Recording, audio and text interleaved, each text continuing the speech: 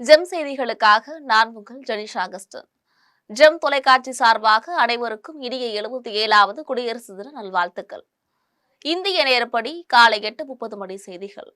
முதலில் ஜெம் தலைப்பு செய்திகளை காணலாம். 77வது குடியரசு தினம்.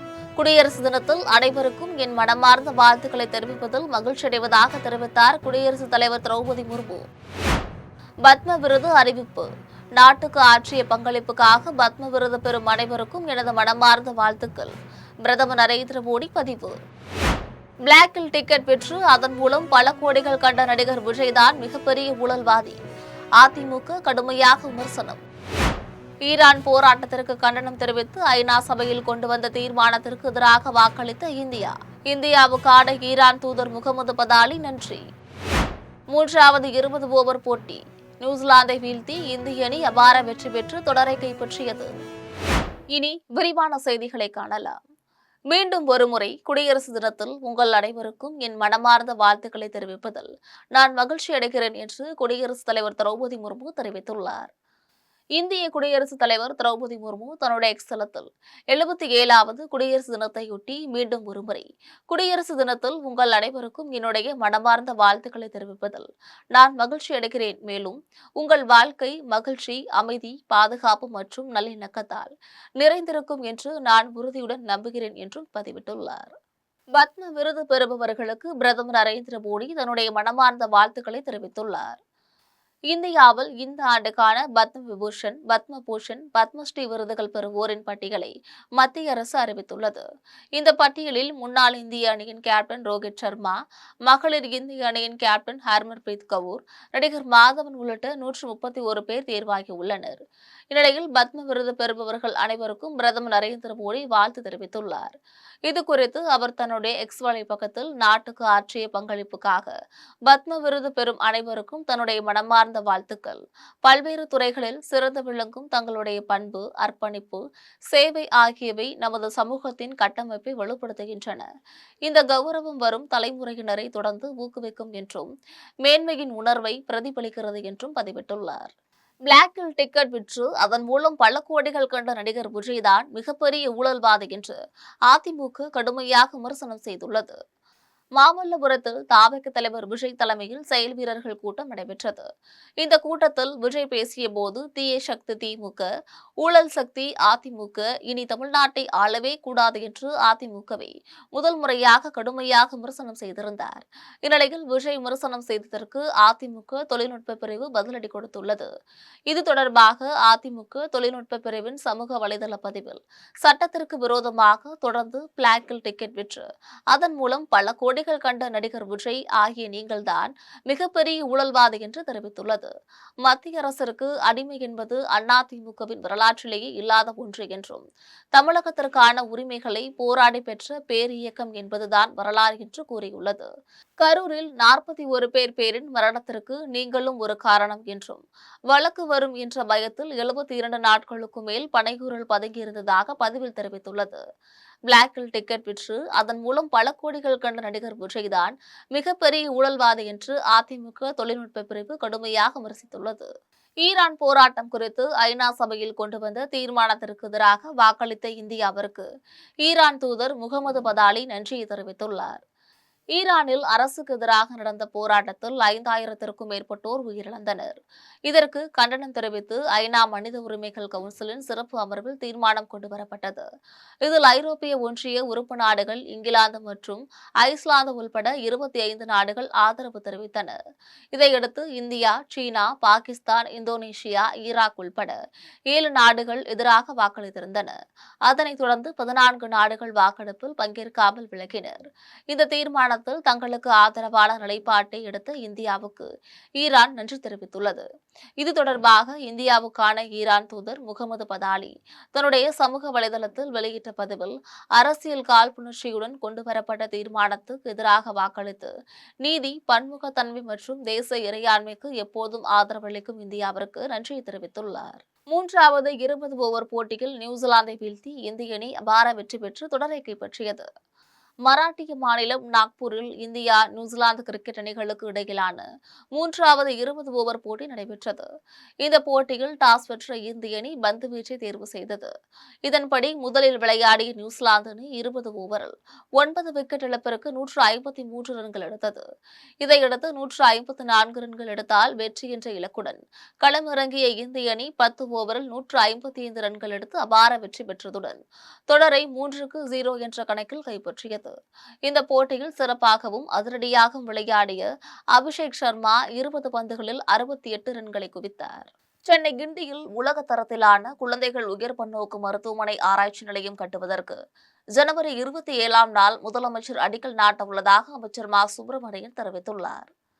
சென்னை கிண்டியில் உள்ள உலக தரத்திலான குழந்தைகள் உயர் பன்னோக்கு மருத்துவமனை ஆராய்ச்சி நிலையம் கட்டுவது தொடர்பாக மக்கள் நல்வாழ்வுத்துறை அமைச்சர் மா சுப்பிரமணியன் செய்தியாளர்களிடம் பேசினார்.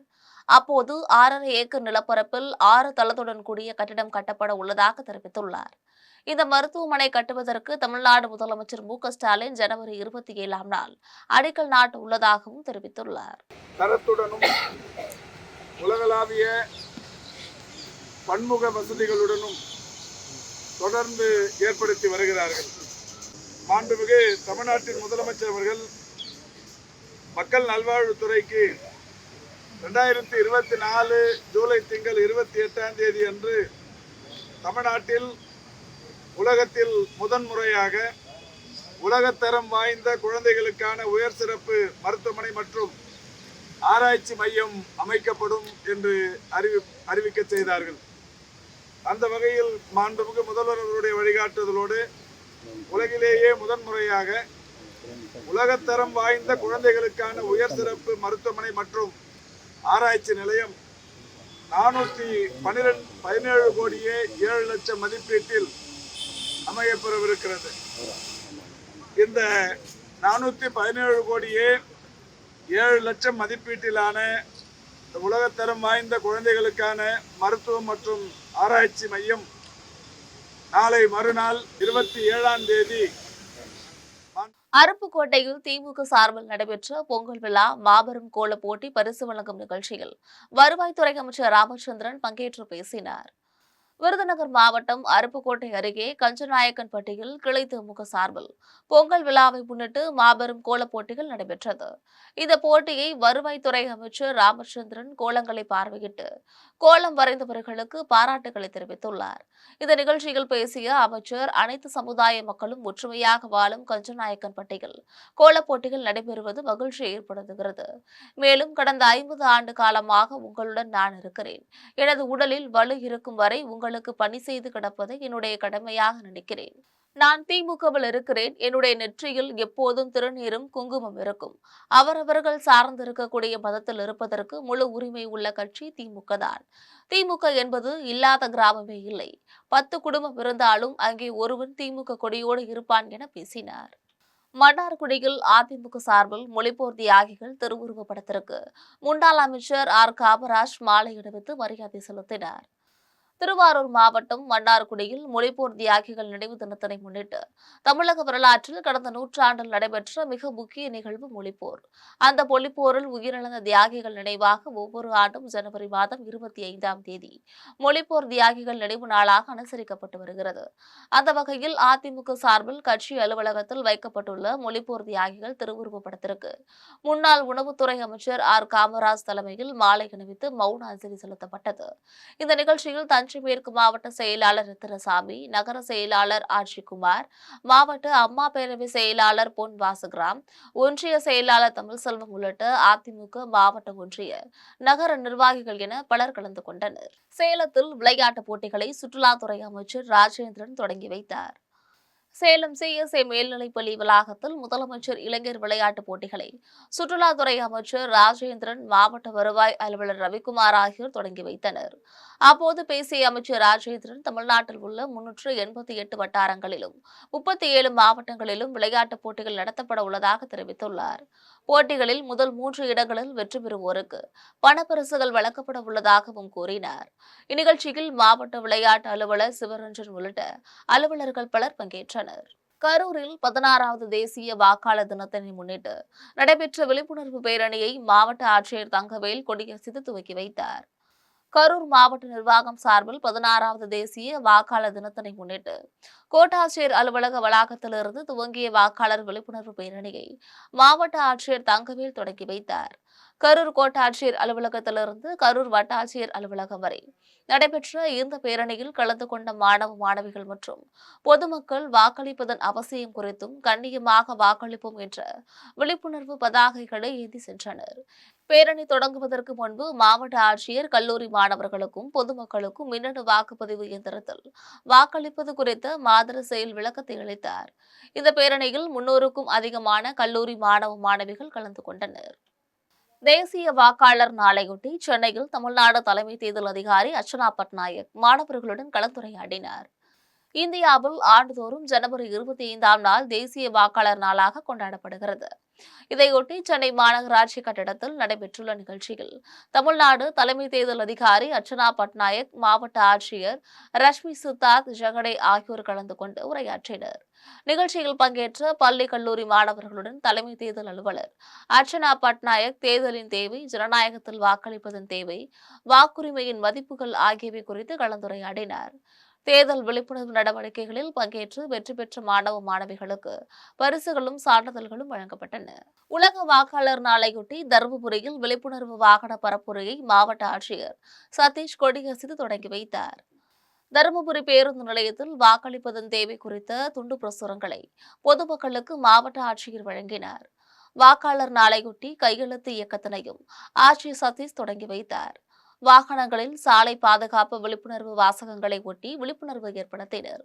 இந்நிகழ்ச்சிகளில் கோட்டாட்சியர் காயத்ரி, வட்டார போக்குவரத்து அதிகாரி ஜெயதேவராஜ், மோட்டார் வாகன ஆய்வாளர் தரணிராஜ் ஆகியோர் பங்கேற்றனர். தலைவர் ராகுல் காந்தியும் முதலமைச்சர் மு.க.ஸ்டாலினும் இரட்டை சகோதரர்களாக இருந்து பாஜக கும்பலை தமிழகத்திலிருந்து விரட்டுவார்கள் என்று சென்னை தேனாம்பேட்டையில் அகில இந்திய மகிளா காங்கிரஸ் தலைவர் அல்கா லம்பா தெரிவித்துள்ளார். சென்னை தேனாம்பேட்டையில் உள்ள காமராஜர் அரங்கில் தமிழ்நாடு மகளிர் காங்கிரஸ் கட்சியின் மாநில செயற்குழு கூட்டம் நடைபெற்றது. இக்கூட்டத்தில் பங்கேற்க வந்த அகில இந்திய தலைவர் அல்கா லம்பாவிற்கு தாரை தப்பட்டம் முழங்க உற்சாக வரவேற்பு அளிக்கப்பட்டது. அதனைத் தொடர்ந்து காமராஜர் அரங்க வளாகத்தில் நிறுவப்பட்டுள்ள பெருந்தலைவர் காமராஜரின் திருவுருவ சிலைக்கு அல்கா லம்பா மாலை அணிவித்து மரியாதை செய்தார். அதனைத் தொடர்ந்து தமிழ்நாடு மகளிர் காங்கிரஸ் தலைவி ஹசீனா சையத் தலைமையில் நடைபெற்ற மாநில செயற்குழு கூட்டத்தில் அகில இந்திய மகிழா காங்கிரஸ் தலைவி அல்கா லம்பா சிறப்பு விருந்தினராக கலந்து கொண்டு மகளிர் காங்கிரஸ் கட்சியின் செயற்குழு உறுப்பினர்களுக்கு பல்வேறு ஆலோசனைகளை வழங்கினார். நிகழ்ச்சியை தொடர்ந்து அகில இந்திய மகிழா காங்கிரஸ் தலைவர் அல்கா லம்பா செய்தியாளர்களை சந்தித்து பேசினார்.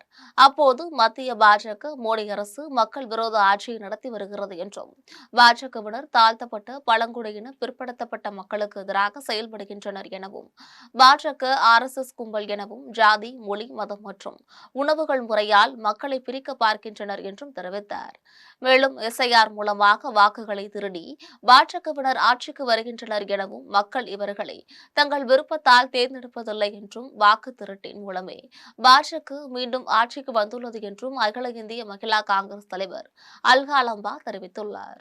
பெண்களுக்கான பாதுகாப்பு என்பது இந்த பாஜகவின் ஆட்சியில் ஒரு கேள்விக்குறியாக இருக்கிறது. பிரஜ்வல் ரேவண்ணாவாகட்டும், ஆசா ராம் ஆகட்டும், இப்படி ஹாத்ரஸ் ஆகட்டும், லக்கிம்பூர் ஆகட்டும், எங்கு பார்த்தாலும் பெண்களுக்கு எதிரான வன்கொடுமைகள் அதிகரித்து கொண்டுள்ளதே இருக்கிறது. இதற்கு கண்டிப்பாக பாஜக ஆட்சி பதில் சொல்லியே ஆக வேண்டும். SIR लाकर महिलाओं का वोट काटने का काम बीजेपी कर रही है. SIR கொண்டு வந்து பெண்களுடைய ஓட்டை பிரிப்பதற்கான ஒரு சூழ்ச்சியை பாஜக செய்து கொண்டுள்ளது. बीजेपी से, अमित शाह, मोदी से तमिलनाडु के लोगों को कहूंगी, सावधान रहिएगा. பிஜேபியிடமிருந்தும் அமித்ஷாவிடமிருந்தும் மோடியை இருந்தும் எனது அன்பு தமிழ்நாட்டு மக்களை நான் கேட்டுக்கொள்கிறேன், நீங்கள் உஷாராக இருங்கள் என்று. अमित शाह, मोदी तमिलनाडु के लिए खतरा है. அமித்ஷாவும் மோடியும் தமிழ்நாட்டுக்கு ஒரு பேராபத்து. கேரளத்திலிருந்து வந்த தனியார் பேருந்து சென்னை பைபாஸ் சாலையில் வந்தபோது டயர் பிடித்ததால் பள்ளத்தில் கவிழ்ந்த நிலையில் பயணிகள் அதிர்ஷ்டவசமாக உயிர் தப்பினர். கேரள மாநிலம் கொல்லத்திலிருந்து கோயம்பேடு வந்து கொண்டிருந்த தனியார் பயணிகள் பேருந்து திருநீர்மலை பைபாஸ் ரோட்டில் சென்று கொண்டிருக்கும் பொழுது திடீரென்று முன்பக்க டயர் வெடித்தது. இதனால் ஓட்டுநரின் கட்டுப்பாட்டை இழந்த பேருந்து எதிர்ப்புறம் சென்று 10 அடி ஆழமுள்ள பள்ளத்தில் கவிழ்ந்தது. பேருந்தில் இருந்த பயணிகள் 20 பேரும் சிறு காயங்களுடன் உயிர் தப்பினர். திருநெல்வேலி மாவட்டம் வள்ளியூர் மெர்சி மெட்ரிக் மேல்நிலைப் பள்ளியின் ஆண்டு விழாவில் குழந்தைகளின் கலை நிகழ்ச்சிகள் நடைபெற்றன. வள்ளியூர் மெர்சி மெட்ரிக் மேல்நிலைப் பள்ளியில் ஆண்டு விழா முதல்வர் ஆண்டாள் தலைமையில் நடைபெற்றது. இதில் தாளாளர் முருகேசன், செயலாளர் கவிதா, இஸ்ரோ விஞ்ஞானி RS கண்ணு, பன்னிருப்படி கல்லூரி முதல்வர் ஆனந்த் ஆகியோர் சிறப்பு அழைப்பாளர்களாக கலந்து கொண்டனர். மாணவர்கள் கடினமாக உழைக்க வேண்டும் என்றும் இந்த கடின உழைப்பு கடைசி வரை தொடர வேண்டும் என்றும் இஸ்ரோ விஞ்ஞானி கேட்டுக் கொண்டார்.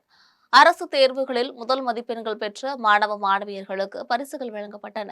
இறுதியில் பள்ளி குழந்தைகளின் நடன நிகழ்ச்சிகள் நடைபெற்றது. திருப்பூர் மாவட்டம் தாராபுரம் மதரசத்துல் முகமதியாவில் வெள்ளி விழாவையொட்டி திருக்குரான் மனப்பாடம் முடித்த 6 மாணவர்களுக்கு பட்டம் வழங்கப்பட்டது. தாராபுரம் மதரசத்துல் முகமதியா அரபி பாடசாலை 1999ஆம் ஆண்டு தொடங்கப்பட்டது. 25 ஆண்டுகள் முடிந்து வெள்ளி விழா கொண்டாடிய இந்த கல்வி சாலையில் திருக்குரான் முழு மனப்பாடம் முடித்த மாணவர்களுக்கு பட்டமளிப்பு விழா நடைபெற்றது. மொத்தம் 6 மாணவர்களுக்கு அல்காபில் எனப்படும் பட்டம் வழங்கப்பட்டது.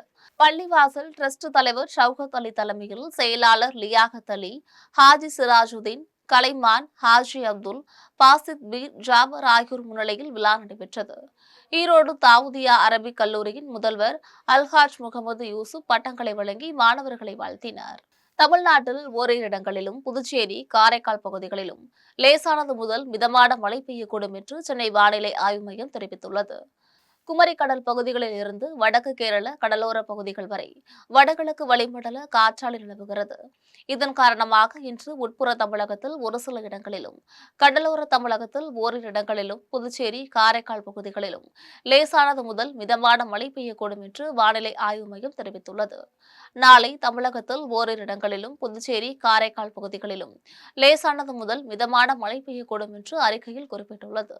தென் மாவட்ட அளவில் விருதுநகரில் நடைபெற்ற பரதநாட்டிய போட்டிகளில் 200க்கும் மேற்பட்டோர் பங்கேற்று பரதநாட்டியமாடி அசத்தினர்.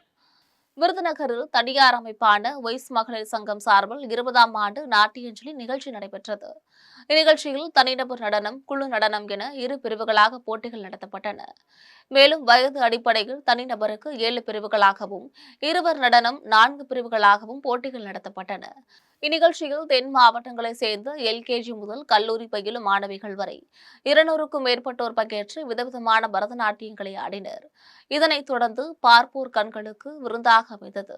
ஒவ்வொரு பிரிவு போட்டியிலும் வெற்றி பெற்ற மாணவிகளுக்கு பரிசுகளும் சான்றிதழ்களும் வழங்கப்பட்டன. இதில் மகளிர் சங்க நிர்வாகிகள் பலர் பங்கேற்றனர். கலசப்பாக்கம் செய்யாற்றில் ரத சப்தமியை முன்னிட்டு ஆற்று திருவிழா வெகு விமரிசையாக நடைபெற்றது. திருவண்ணாமலை மாவட்டம் கலசப்பாக்கம் செய்யாற்றில் ஆண்டுதோறும் தை மாத அமாவாசை முடிந்த பின்னர் 7ஆம் நாள் ரத சப்தமியை முன்னிட்டு தீர்த்தவாரி மற்றும் ஆற்று திருவிழா நடைபெறுவது வழக்கம். அதன்படி 2026ஆம் ஆண்டு கலசப்பாக்கம் செய்யாற்றில் ஆற்று திருவிழாவான தீர்த்தவாரி சிறப்பாக நடைபெற்றது. விழாவை முன்னிட்டு திருவண்ணாமலை அண்ணாமலையார் மற்றும் உண்ணாமுலை அம்மனுக்கு அதிகாலையில் சிறப்பு அபிஷேக ஆராதனைகள் செய்யப்பட்டது. அதனையடுத்து டிராக்டர் வாகனத்தின் மூலம் திருவண்ணாமலையிலிருந்து சுமார் 28 கிலோமீட்டர் தொலைவில் உள்ள கலசப்பாக்கம், தென்பள்ளிப்பட்டு, மதுரா, மேட்டுப்பாளையம் வழியாக செய்யாற்றுக்கு அண்ணாமலையார் மற்றும் உண்ணாமுலை அம்மன் வந்தனர். அப்போது வழிநெடுகிலும் பக்தர்கள் சிறப்பு ஆராதனை செய்து வழிபட்டனர். அதன் பின்னர் அண்ணாமலையார் பெரிய ரிஷப வாகனத்திலும், கலசப்பாக்கம் திரிபுர சுந்தரி உடனுரை திருமாடீஸ்வரர் ரிஷப வாகனத்திலும் எழுந்திருளி கலசப்பாக்கம் செய்யாற்றில் இறங்கினர். அப்போது தீர்த்தவாரி நிகழ்ச்சி சிறப்பாக நடைபெற்றது. விழாவில் கலசப்பாக்கம் சுற்று வட்டாரங்களைச் சேர்ந்த பல்லாயிரக்கணக்கான பக்தர்கள் கலந்து கொண்டு சுவாமி தரிசனம் செய்தனர். நாம் தமிழர் கட்சியின் தலைமை ஒருங்கிணைப்பாளர் சீமான் மற்றும் சாட்டை துரைமுருகன் ஆகியோரை ஆபாசமாக பேசி கொலை மிரட்டல் விடுக்கும் வகையில் வீடியோ வெளியிட்ட தாவேக்கு தெற்கு மாவட்ட செயலாளர் பாண்டி என்பவர் மீது தேனி காவல்துறையினர் வழக்கு பதிவு செய்தனர். தமிழக வெற்றி கழகத்தின் தெற்கு மாவட்ட செயலாளராக உள்ள பாண்டி என்கின்ற லெப்ட் பாண்டி என்பவர் சமூக வலைதளங்களில் நடிகர் விஜய்க்கு ஆதரவாக அடிக்கடி வீடியோக்களை வெளியிடுவது வழக்கம். இந்நிலையில் தமிழக வெற்றி கழக தலைவர் விஜய் குறித்து யூடியூப் சேனலில் விமர்சனம் செய்த நாம் தமிழர் கட்சியின் கொள்கை பரப்பு செயலாளர் சாட்டை துரைமுருகன் மற்றும் நாம் தமிழர் கட்சியின் தலைமை ஒருங்கிணைப்பாளர் சீமான் ஆகியோரை ஆபாசமாக பேசி கொலை மிரட்டல் விடுக்கும் வகையில் பாண்டி என்பவர் சமூக வலைதளத்தில் வீடியோ ஒன்றை வெளியிட்டிருந்தார். இந்நிலையில் நாம் தமிழர் கட்சியின் ஒருங்கிணைப்பாளர் சீமான் மற்றும் கொள்கை பரப்பு செயலாளர் சாட்டை துரைமுருகன் ஆகியோரை ஆபாசமாக பேசி கொலை மிரட்டல் விடுத்ததாக நாம் தமிழர் கட்சியின் தேனி மாவட்ட கிழக்கு செயலாளர் ஜெயக்குமார் தேனி காவல் நிலையத்தில் அளித்த புகாரின் அடிப்படையில் காவல்துறையினர் தாபைக்கு தேனி தெற்கு மாவட்ட செயலாளர் பாண்டி மீது வழக்கு பதிவு செய்தனர். குடியாத்தம் புதுப்பேட்டை பகுதியில் அமைந்துள்ள ஸ்ரீ படவேட்டு எல்லையம்மன் திருக்கோவிலில் கூழ்வார்த்தல் நிகழ்ச்சி நடைபெற்றது. வேலூர் மாவட்டம் குடியாத்தம் புதுப்பேட்டை பகுதியில் அமைந்துள்ள ஸ்ரீ படவேட்டு எல்லையம்மன் திருக்கோவிலில் தை மாத பெருவிழாவினை முன்னிட்டு அம்மனுக்கு கூழ்வார்த்தல் மற்றும் கும்பமிடுதல் நிகழ்ச்சி நடைபெற்றது. இவ்விழாவில் விரதமிருந்த பெண்கள் தாங்களின் குடும்ப செழிக்கவும் செல்வம் பெருகவும் வேண்டி கூழ்குடங்களை ஊர்வலமாக சுமந்து சென்று கோவிலை வந்தடைந்தனர். அப்போது அம்மனுக்கு தங்க கலச அலங்காரம் செய்யப்பட்டு தீபாராதனைகள் நடைபெற்றது. அதன் பின்னர் கூழ் மற்றும் கும்பமிட்ட அன்னத்தை பக்தர்களுக்கு வழங்கினர். இதில் அறங்காவலர் குழு தலைவர் விட்டால், உறுப்பினர்கள் தீபா, சுரேஷ் பாபு, முகிலேஸ்வரன், முன்னாள் நகராட்சி தலைவர் அமுதா, முன்னாள் அறங்காவலர் குழு தலைவர் தனசேகரன் உட்பட பலர் பங்கேற்றனர். ராமநாதபுரத்தில் தென்னிந்திய அளவிலான கராத்தே போட்டி தனியார் கல்லூரியில் நடைபெற்றது. ராமநாதபுரத்தில் தனியார் கல்லூரியில் நடைபெற்ற தென்னிந்திய அளவிலான ரேயான் கராத்தே குழுவினர் இந்த போட்டியை நடத்தினர். இதில் 30க்கும் மேற்பட்ட மாவட்டங்களில் இருந்து 2000த்திற்கும் மேற்பட்ட மாணவ மாணவிகள் கலந்து கொண்டனர். இந்நிகழ்ச்சியை கல்லூரி தாளாளர் மனோகரன் குத்துவிளக்கேற்றி வைத்து தொடங்கி வைத்தார். இந்த போட்டியை நடத்துவதற்கு தென் மாவட்ட அளவிலான பயிற்றுநர்கள் நீதிபதிகளாக கலந்து கொண்டனர். போட்டியில் கலந்து கொண்டு வெற்றி பெற்ற 1200 மாணவர்களுக்கு கோப்பை, சான்றிதழ்கள், மரக்கன்றுகள் மற்றும் சிறப்பாக வெற்றி பெற்றவர்களுக்கு கோப்பை மற்றும் சான்றிதழுடன் ரூபாய் 10,000 மதிப்புள்ள சைக்கிள்கள் வழங்கப்பட்டது. போட்டி ஏற்பாடுகளை கராத்தே மாஸ்டர் கண்ணன் செய்திருந்தார். இந்நிகழ்வில் ஏராளமான மாணவர்கள், பெற்றோர்கள் பங்கேற்றனர். கரூரில் திருக்குறள் பேரவை சார்பில் 40வது ஆண்டு விழாவினை முன்னிட்டு திருவள்ளுவர் சிலையுடன் திருக்குறளை பாடி ஊர்வலமாக சென்றனர். கரூர் தாலுகா அலுவலகம் முன்பு திருக்குறள் பேரவை 40வது ஆண்டு விழாவினை முன்னிட்டு திருக்குறள் பேரவை செயலாளர் மேலை பழனியப்பன் தலைமையில் திருவள்ளுவர் சிலையுடன் ஊர்வலமாக சென்றனர். இந்நிகழ்வில் திருக்குறள் பேரவையின் முக்கிய நிர்வாகிகள், தமிழறிஞர்கள், தமிழ் ஆர்வலர்கள், மாணவ மாணவியர்கள் என ஏராளமானோர் கலந்து கொண்டனர். இந்த ஊர்வலம் பேருந்து நிலையம் ரவுண்டானா தின்பா கார்னர் வழியாக தனியார் திருமண மண்டபத்தில் உள்ள கூட்டரங்கத்தில் நிறைவு பெற்றது. ஊர்வலத்தில் கலந்து கொண்ட பள்ளி மாணவர்கள் திருக்குறளை தேசிய நூலாக்க வேண்டும், வள்ளுவமே வாழ்வியல், இல்லாது பொல்லாதது சொல்லாது வள்ளுவத்தில் இல்லை, குறள் கற்போம், குறள் வழி வாழ்வோம், முப்பால் கற்போம் என்ற வாசகங்கள் அடங்கிய பதாகைகளை கையில் ஏந்தியவாறு திருக்குறளை பாடி திருக்குறளின் மகிமையை மக்களுக்கு விளக்கி சென்றனர். தஞ்சையில் மொழிப்போர் தியாக தினத்தை முன்னிட்டு மாவட்ட திமுக சார்பில் கலைஞர் அறிவாலயத்தில் மொழிப்போர் தியாகிகளுக்கு மாலை அணிவித்து மரியாதை செலுத்தப்பட்டது. தஞ்சையில் மொழிப்போர் தியாகி தினத்தினை முன்னிட்டு மத்திய மாவட்ட திமுக சார்பில் கலைஞர் அறிவாலயத்தில் தஞ்சை மத்திய மாவட்ட செயலாளரும் திருவையாறு சட்டமன்ற உறுப்பினர் துரை சந்திரசேகரன் தலைமையில் உயர்கல்வித்துறை அமைச்சர் கோவிசெழியன் மொழிப்போர் தியாகிகள் திருவுருவப் படத்திற்கு மாலை அணிவித்து மரியாதை செலுத்தினார். இந்த நிகழ்ச்சியில் நாடாளுமன்ற உறுப்பினர் முரசொலி, சட்டமன்ற உறுப்பினர் நீலமேகம், தஞ்சை மாநகராட்சி மேயர் ராமநாதன், மாநில மருத்துவர் அணி துணை செயலாளர் அஞ்சுகம் பூபதி, மாவட்ட துணை செயலாளர் கனகவள்ளி பாலாஜி, தலைமை செயற்குழு உறுப்பினர் செல்வம், மாவட்ட இளைஞரணி அமைப்பாளர் முகில்வேந்தன் உட்பட மாமன்ற நிர்வாகிகள், கழக நிர்வாகிகள் என பலர் பங்கேற்றனர். கீழ்பெண்ணாத்தூரில் வடமாடு மஞ்சு விரட்டு போட்டி 20க்கும் மேற்பட்ட காளைகளும் 60க்கும் மேற்பட்ட மாடுபிடி வீரர்களும் பங்கேற்றனர். திருவண்ணாமலை மாவட்டம் கீழ்பெண்ணாத்தூர் அடுத்த வேடந்தவாடியில் தை திருநாளினை முன்னிட்டு 5ஆம் ஆண்டு வேதம் ஜல்லிக்கட்டு குழு நண்பர்கள் ஏற்பாட்டில் வடமாடு மஞ்சு விரட்டு போட்டி நடைபெற்றது. இந்த மஞ்சு விரட்டில் பங்கேற்பதற்கு ஆற்காடு, மூலக்காடு, கார்கோணம், தச்சூர், ராணிப்பேட்டை, அத்திமூர், ஆனந்தன் போன்ற பல்வேறு பகுதிகளில் இருந்து 20க்கும் மேற்பட்ட காளைகள் பங்கேற்றன. மேலும் மாடுபிடி வீரர்கள் வேளந்தவாடி, கள்ளக்குறிச்சி, பூதமங்கலம், கானலாப்பாடி, மூலக்காடு உள்ளிட்ட பகுதிகளில் இருந்து பங்கேற்ற வீரர்களுக்கு மருத்துவ பரிசோதனைகள் மேற்கொள்ளப்பட்டு போட்டியில் பங்கேற்க அனுமதிக்கப்பட்டது. அதனைத் தொடர்ந்து காளைகள் ஒன்றன் பின் ஒன்றாக மஞ்சு விரட்டில் சீறி பாய்ந்த காளைகளை அடக்கிய மாடுபிடி வீரர்களுக்கும் காளைகளுக்கும் விழா குழுவின் சார்பாக ரொக்கம் மற்றும் பாத்திரங்களும் பரிசாக வழங்கப்பட்டது. திருவெண்ணெய்நல்லூரில் பெற்றோரை அண்ணன் அடித்ததால் சகோதரர்கள் தட்டி கேட்டபோது ஒருவருக்குள் ஒருவர் கம்பு கற்களை கொண்டு தாக்கிக் கொள்ளும் வீடியோ காட்சிகள் வெளியாகி பரபரப்பினை ஏற்படுத்தியுள்ளது. விழுப்புரம் மாவட்டம் திருவெண்ணெய்நல்லூரில் வசிக்கும் ராஜ்குமார் மனைவிக்கும் ராஜ்குமாரின் பெற்றோருக்கும் அடிக்கடி சண்டை ஏற்படும். இதன் போதெல்லாம் ராஜ்குமார் தன்னுடைய தாய் சகுந்தலாவினை அடித்து வந்துள்ளார். வழக்கம் போல் நேற்று சண்டை ஏற்படவே ராஜ்குமார் தனது பெற்றோர்களை அடித்ததால் ராஜ்குமாரின் சகோதரர்களிடம் தெரிவித்துள்ளனர். இதனை கேட்டு ஆத்திரமடைந்த சகோதரர்களான திலீப்குமார், பாரதிதாசன் ஆகியோர் சகோதரனை தட்டி கேட்டபோது வாக்குவாதம் ஏற்பட்டு அவர்களுக்குள் ஒருவரை ஒருவர் கம்பு செங்கற்களை கொண்டு தாக்கிக் கொண்டுள்ளனர். இந்த சண்டையில் ராஜ்குமாருக்கு பலத்த காயம் ஏற்படவே அங்கிருந்தவர்கள் ராஜ்குமாரனை மீட்டு அரசு மருத்துவமனையில் அனுமதித்து சிகிச்சை அளித்து வருகின்றனர்.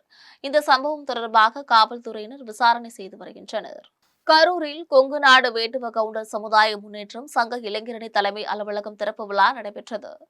கரூர் மாவட்டம் தென்னிலை பகுதியில் கொங்கு நாடு வேட்டுவ கவுண்டர் சமுதாய முன்னேற்ற சங்க இளைஞரணி தலைமை அலுவலகம் திறப்பு விழா சங்கத்தின் இளைஞரணி மாநில தலைவர் மதிகவுண்டர் தலைமையில் நடைபெற்றது.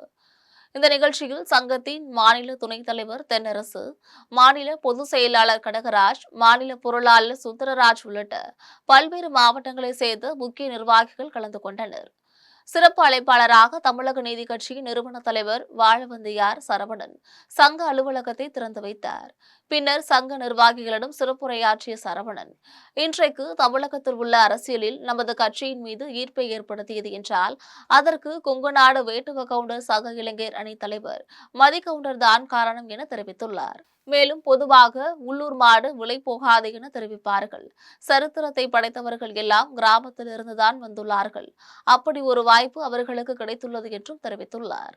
புதுச்சேரியில் மொழிப்போர் தியாக தினத்தினை முன்னிட்டு லட்சிய ஜனநாயக கட்சி ஜோஸ் சார்லஸ் மார்டின் தலைமையில் அமைதி பேரணி நடைபெற்றது.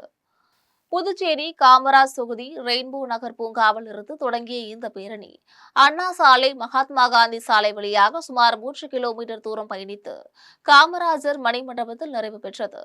பேரணியின் நிறைவாக மொழிப்போர் தியாகிகளுக்கு மலர் தூவி மெழுகுவர்த்தி ஏந்தி மரியாதை செலுத்தி அஞ்சலி நிகழ்ச்சி நடைபெற்றது.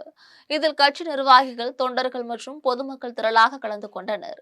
பின்னர் செய்தியாளர்களிடம் பேசிய ஜோஸ் சார்லஸ் மார்டின், 1965ஆம் ஆண்டு மொழிப்போர் நடைபெற்ற காலத்தில் புதுச்சேரி மற்றும் தமிழ்நாட்டில் ஆளும் கட்சியாக காங்கிரஸ் இருந்தது. மத்தியில் இந்தி திணிப்பை கொண்டு வந்ததும் காங்கிரஸ் அரசுதான். இன்று அந்த மொழிப்போர் வரலாறு திட்டமிட்டு மறைக்கப்பட்டு வருகிறது. அந்த மறைக்கப்பட்ட உண்மைகளை மக்களிடம் எடுத்து சொல்லும் நோக்கத்துடன் தான் இந்த அமைதி பேரணி நடத்தப்பட்டுள்ளது என்றும் தெரிவித்துள்ளார். இன்னைக்கு ஜனவரி 25ஆம் தேதி நம்ம தாய்மொழிக்காக தியாகம் செய்த வீரர்களை நினைவு கூறும் நாளாக இன்று அமைதி பேரணி நடத்தி இன்னைக்கு மக்களோட எங்களோட அஞ்சலியை செலுத்தியிருக்கோம். இதை மெயினாக கண்டிக்கணும்னு பார்த்தோம்னா, அன்றைக்கி புதுச்சேரியில் இருந்த ரூலிங் பார்ட்டியும் காங்கிரஸ் தான், தமிழ்நாட்டில் இருந்த ரூலிங் பார்ட்டியும் காங்கிரஸ் தான், சென்ட்ரல்லையும் காங்கிரஸ் தான் இந்த இந்தி திணிப்புங்கிற ஒரு முக்கியமான விஷயத்தை ஃபஸ்ட்டு வெளியே கொண்டு வந்தாங்க. அதில் இவ்வளோ மக்கள் ஒரு இந்திய இராணுவத்தை வச்சு ஒரு இனம், ஒரு மொழி, ஒரு தேச துரோகத்துக்கான ஒரு விஷயத்த நம்மளோட கொடைக்கானலில் போதை காளான் மற்றும் LSD ஸ்டாம்ப் வைத்திருந்த கேரள வாலிபரை கொடைக்கானல் காவல்துறையினர் கைது செய்தனர். திண்டுக்கல் மாவட்டம் கொடைக்கானலுக்கு வரும் சுற்றுலா பயணிகள் அதிகமாக தங்கும் பகுதியாக மேல்மலை கிராமப்புற பகுதி இருந்து வருகிறது. இந்த பகுதிகளில் தங்கும் இளைஞர்களை குறிவைத்து சில நபர்கள் தடை செய்யப்பட்ட போதைப் பொருள்களான காளான், கஞ்சா விற்பனை செய்வதாக வந்த தகவலின் அடிப்படையில் காவல்துறையினர் பல்வேறு பகுதிகளில் சோதனையில் ஈடுபட்டு வந்த நிலையில் நேற்று கிலாவரை பகுதியில் தனியார் விடுதியில் கேரள மாநிலம் திருச்சூரை சேர்ந்த அஜய் என்பவர் மறைத்து வைத்திருந்த 3 LSD ஸ்டாம்ப் மற்றும் 15 கிராம் 10,000 ரூபாய் மதிப்புள்ள விற்பனைகளுக்காக வைத்திருந்த போதை காளான்களை பறிமுதல் செய்த காவல்துறையினர் அவர் மீது வழக்கு பதிவு செய்து கைது செய்துள்ளனர். மேலும் இதுபோன்ற குற்ற செயல்களில் ஈடுபடும் கேரள நபர்கள் மீது கடுமையான நடவடிக்கை மேற்கொள்ள வேண்டும் என்று பொதுமக்கள் மற்றும் சமூக ஆர்வலர்கள் கோரிக்கை வைத்துள்ளனர். மயிலாடுதுறையில் மொழிப்போர் தியாகி மாணவர் சாரங்கபாணி நினைவு ஸ்தூபியில் மதிமுக பொதுச் செயலாளர் வைகோ மலர் வளையம் வைத்து அஞ்சலி செலுத்தினார். மயிலாடுதுறை மாவட்டம் மன்னபந்தல் ஏவிசிசி கல்லூரியில் வணிகவியல் முதலாம் ஆண்டு படித்த மாணவர் சாரங்கபாணி 1965 கல்லூரி வளாகத்திலேயே தன் மீது தீ வைத்துக் கொண்டு உயிர் நீத்தார். அவரது நினைவை போற்றும் வகையில் கல்லூரி வாயிலில் நினைவு ஸ்தூபி அமைக்கப்பட்டுள்ளது. இந்நிலையில் மொழிப்போர் தியாகிகள் நினைவு தினத்தினை முன்னிட்டு மன்னபந்தலில் உள்ள மொழிப்போர் தியாகி மாணவர் ஈகி சாரங்கபாணி நினைவு ஸ்தூபியில் மதிமுக பொதுச் செயலாளர் வைகோ மலர் வளையம் வைத்து மலர் தூவி வீர வணக்கம் முழக்கமிட்டு அஞ்சலி செலுத்தினார். உடன் கட்சியின் துணை பொதுச் செயலாளர் ஆடுதுறை முருகன், மயிலாடுதுறை மாவட்ட செயலாளர் கொளஞ்சி, மாநில மாணவரணி செயலாளர் ஆசை தம்பி உள்ளிட்ட கட்சி நிர்வாகிகள் பலர் பங்கேற்றனர். மீண்டும் ஜெம் தலைப்புச் செய்திகள். 77வது குடியரசு தினம். குடியரசு தினத்தில் அனைவருக்கும் என் மனமார்ந்த வாழ்த்துக்களை தெரிவிப்பதில் மகிழ்ச்சியடைவதாக தெரிவித்தார் குடியரசுத் தலைவர் திரௌபதி முர்மு. பத்ம விருது அறிவிப்பு. நாட்டுக்கு ஆற்றிய பங்களிப்புக்காக பத்ம விருது பெறும் அனைவருக்கும் எனது மனமார்ந்த வாழ்த்துக்கள். பிரதமர் நரேந்திர மோடி பதிவு. பிளாக்கில் டிக்கெட் பெற்று அதன் மூலம் பல கோடிகள் கண்ட நடிகர் விஜய்தான் மிகப்பெரிய ஊழல்வாதி. அதிமுக கடுமையாக விமர்சனம். ஈரான் போராட்டத்திற்கு கண்டனம் தெரிவித்து ஐநா சபையில் கொண்டு வந்த தீர்மானத்திற்கு எதிராக வாக்களித்த இந்தியாவுக்கான ஈரான் தூதர் முகமது பதாலி நன்றி. 3வது 20 ஓவர் போட்டி. நியூசிலாந்தை வீழ்த்தி இந்திய அணி அபார வெற்றி பெற்று தொடரை கைப்பற்றியது. இத்துடன் ஜெம் செய்திகள் நிறைவடைகின்றன. மீண்டும் ஜெம் செய்திகள் மதியம் 1:30 மணிக்கு. உடனுக்குடன் செய்திகளை காண ஜெம் லைவ்.tv என்ற இணையதளத்தில் இணைந்திருங்கள். நன்றி, வணக்கம்.